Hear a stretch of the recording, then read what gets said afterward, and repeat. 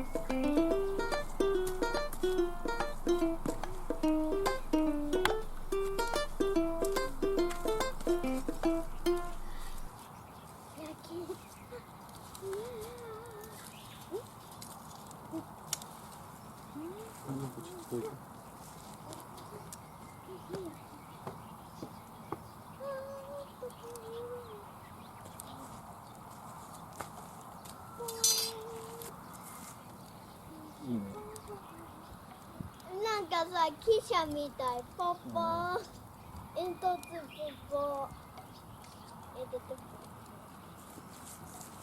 よしよしよし。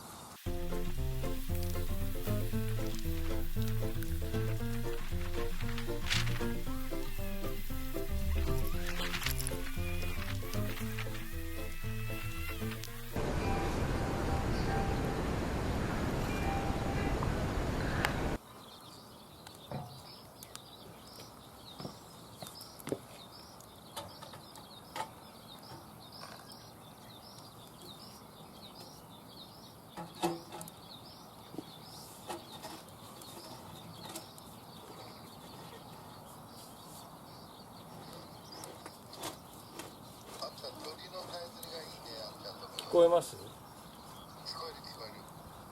みんながね、ミュートにしたら結構聞こえる。あ、本当。おお、すげえ。